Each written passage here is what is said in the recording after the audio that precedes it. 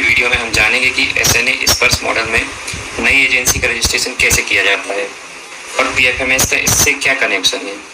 अगर आप किसी इम्प्लीमेंटिंग एजेंसी से जुड़े हैं जैसे कि जिला, एमएनसी, बीआरसी, यूआरसी, तो यह जानकारी आपके लिए बहुत ज़रूरी है।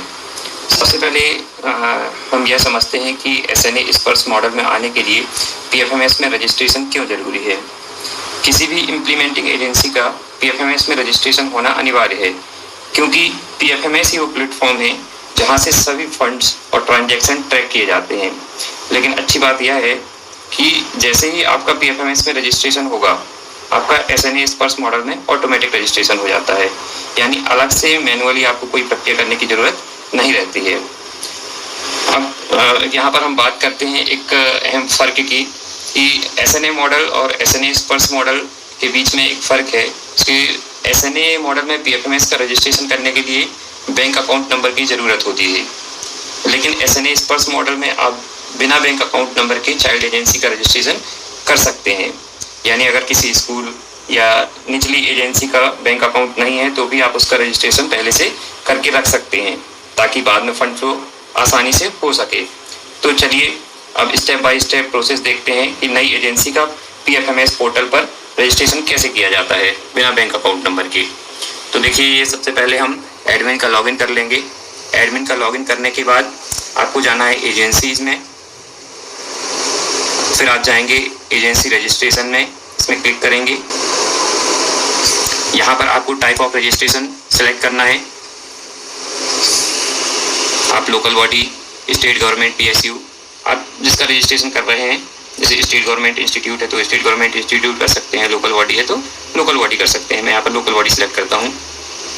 फिर यहाँ पर ये देखिए पूछ रहा है कि are you non profitable organisation, या आप एनजीओ हैं या नहीं है। तो यहाँ पर अगर आप एनजीओ नहीं है तो इसे आपको नो सेलेक्ट कर देना है, या जिस एजेंसी का आप रजिस्ट्रेशन कर रहे हैं वो एनजीओ नहीं है तो वहाँ पर आपको नो सेलेक्ट कर देना है।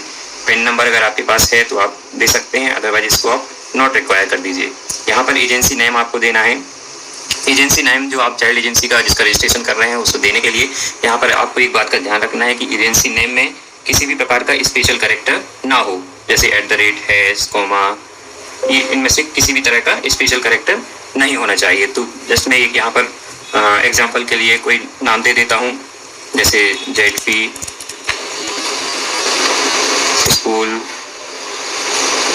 टेस्ट, मैं यहाँ पर टेस्ट नाम दे देता हूँ। तो यहाँ पर हमें इसे नॉट रिक्वायर्ड कर देना है, 10 नंबर को भी नॉट रिक्वायर्ड कर देना है। उसके बाद यहाँ पर एड्रेस दे देना है। एड्रेस में अभी मैं टेस्ट डाल देता हूँ, टेस्ट 1, टेस्ट एड्रेस। आपको आपकी एजेंसी का यहाँ पर जिस भी एजेंसी का आप रजिस्ट्रेशन कर रहे हैं उनका एड्रेस देना है।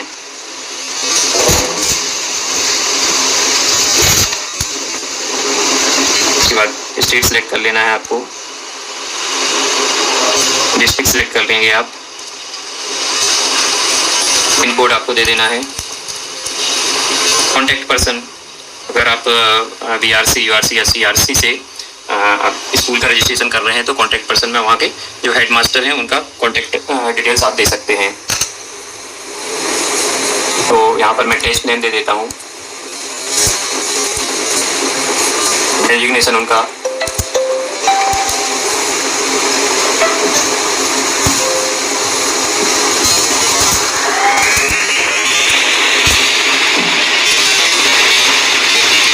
जो भी उनका डेजिग्नेशन है वो आप दे दीजिए। यहाँ पर आप उनका कॉन्टैक्ट नंबर दे दीजिए। मैं जस्ट एक नंबर दे देता हूँ।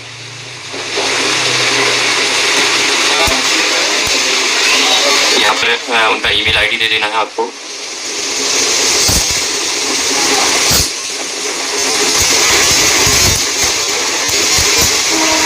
इसके बाद यहाँ पर देखिए अभी इसका कोई यूनिक कोड जनरेट नहीं हुआ है। जैसे आप नेक्स्ट पर क्लिक करेंगे तो इनका एक यूनिक कोड जनरेट हो जाएगा।